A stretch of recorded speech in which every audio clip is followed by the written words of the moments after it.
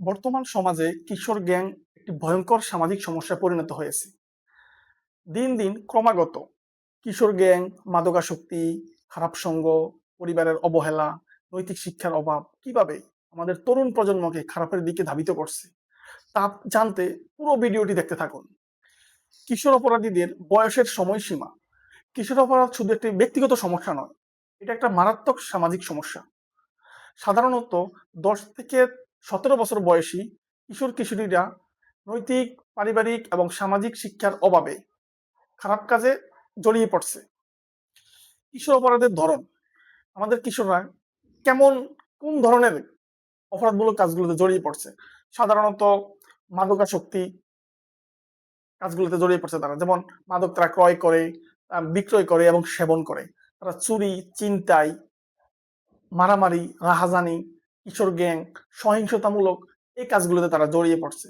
যেমন গত 2024 সালের একটা রিপোর্টে উঠে এসেছে, সারা বাংলাদেশে ঢাকা এবং চট্টগ্রাম বিভাগ সহ আরো বড় বড় বিভাগ সহ বিভাগীয় শহরগুলোতে 237টি কিশোর গ্যাং সক্রিয় আছে। তার ভিতরে শুধু ঢাকাতেই 127টি আছে এবং সারা বাংলাদেশে গড়ে প্রতি বছর 25 থেকে 30 জন এই কিশোর গ্যাংয়ের মাধ্যমে হত্যার শিকার হয়।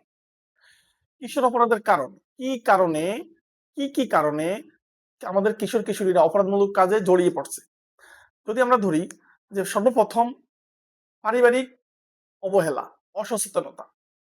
যেমন পরিবারের মা, বাবা, বড় ভাই বা বোন বা গার্ডিয়ান যারা থাকেন, তারা তাদের সন্তান কার সাথে চলাফেরা করে, কোথায় কোথায় কোথায় যায়, কিভাবে সে একা একা সে সঙ্গ দেয় কিভাবে, তার সহপাঠী কারা, নানান বিষয়গুলো তারা খেয়াল করেন না, তারা খোঁজ খবর নেন না, তারা তোয়াক্কা করেন না।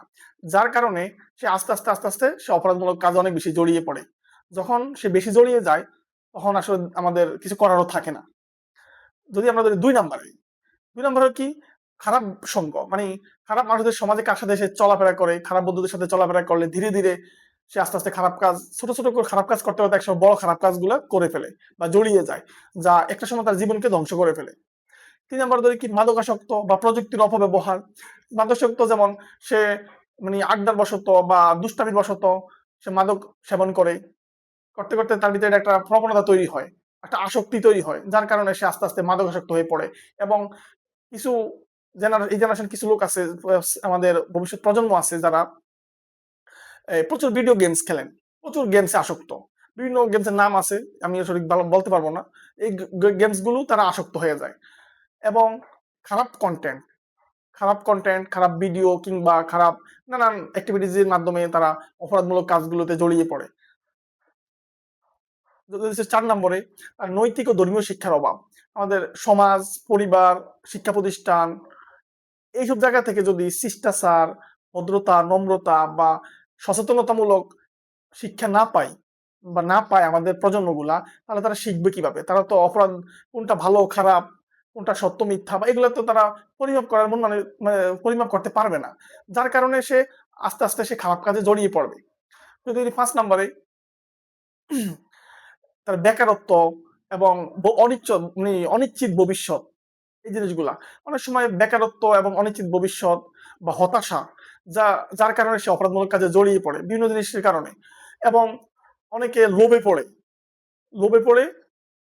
বিভিন্ন খারাপ কাজগুলা করে, যেমন মাদক বিক্রি করে লোভে পড়ে টাকা পাবে, অর্থ পাবে, বা অনেকে কিন্তু প্রভাব বিস্তার করতে গিয়েও এই কিশোর গ্যাং তৈরি করে ফেলে, যার কারণে সমাজে অনেক ধরনের খারাপ কাজগুলা হয়। এই বিষয়গুলো শুধু তারাই দায়ী না, এদের জন্য দায়ী সমাজ, তার পরিবার এবং রাষ্ট্র। রাষ্ট্র যদি পারফেক্টলি বা সঠিকভাবে এই সচেতন কিশোর অপরাধ রোধ করতে হলে পরিবার, সমাজ, রাষ্ট্র, শিক্ষা প্রতিষ্ঠান সকলকে একসাথে কাজ করতে হবে। পরিবারের মা সন্তানের বন্ধু হতে হবে এবং সন্তানের প্রতি নজরদারি বাড়াতে হবে। শিক্ষা প্রতিষ্ঠান নৈতিক শিক্ষা নিশ্চিত করতে হবে। সমাজের সকল ভালো মানবিক এবং যত অ্যাক্টিভিটিস আছে এই কাজগুলোতে আমাদের তরুণ প্রজন্মকে জড়িত করতে হবে, এদেরকে নিয়েই এগুলা কাজ করতে হবে, তাদেরকে সবসময় কাছাকাছি রাখতে হবে এবং তরুণ প্রজন্মের খেলাধুলার মাঠ বা বিভিন্ন অডিটোরিয়াম নিশ্চিত করতে হবে। রাষ্ট্র সর্বোচ্চ আইন প্রয়োগ করতে হবে অপরাধ নির্মূলের জন্য। যত কঠিন হইতে হয় রাষ্ট্রকে তত কঠিন হতে হবে অপরাধ নির্মূল করার জন্য। কারণ আজকের এই তরুণ তরুণীরাই, কিশোর কিশোরীরাই আগামী দিনের ভবিষ্যৎ। আসুন আমরা সবাই মিলে কিশোর অপরাধমুক্ত সমাজ গড়ি।